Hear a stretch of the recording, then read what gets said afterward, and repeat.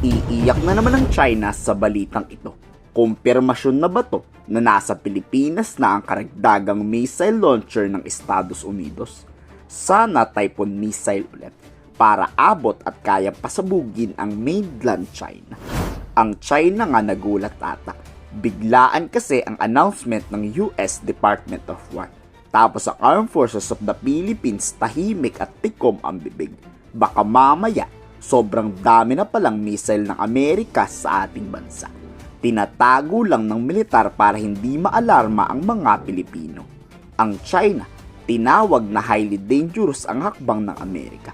Oo, delikado talaga yan pag ginamit sa Chinese Coast Guard.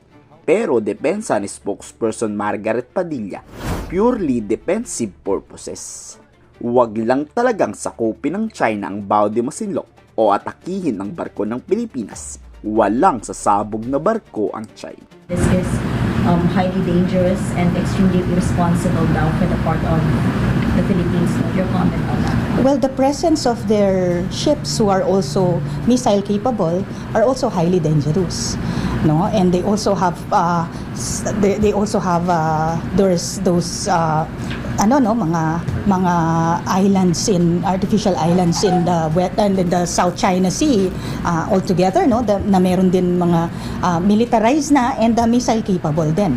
So let us not hone in on the capabilities that we are building as a nation, because it is our inherent right to build our capabilities accordingly. And how we do that is we modernize, we strengthen our alliances, and no other nation can question that. Panigurado mananawagan ng China ang alisin ang missile launcher na yan sa Pilipinas. Pero hindi tayo tuta ng China basta-basta na lang susunod. Hindi tayo pwedeng diktahan ng China. Karapatan ng Armed Forces of the Philippines mag-modernize o magpalakas ng war capability nito.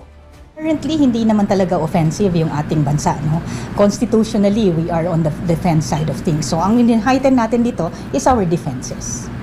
Last na lang, ma'am. Siguro hindi naman lingid sa kaalaman natin na nagagalit na naman ang China because andyan na naman, gumalaw na naman siya. Well, in the first place, galit siya na nandiyan yan, di ba? Regardless kung may bala yan or wala. Anong response ng AFP na naman sa bagong pahayag na tanggalin yan?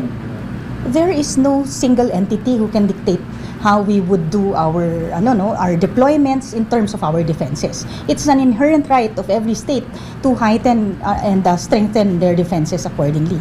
How we would go about it is for us to freely do, no? So walang pwedeng magdikta sa atin how we would do it. In preparation for war, gera sa West Philippine Sea, South China Sea o gera sa Taiwan. Yan daw ang pinaghahandaan ng Armed Forces of the Philippines, kaya nagdadagdag ng missile. The launchers would complicate Chinese naval and amphibious operation because they could target any Chinese ships pag lumapit sa Taiwan. Again, it's a case of Chinese hypocrisy and double standard.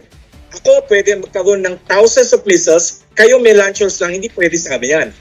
Kayo, pabor ba kayong magdagdag pa ng magdagdag ang Amerika ng missile sa ating bansa? Ikomento sa baba ang iyong saloobin.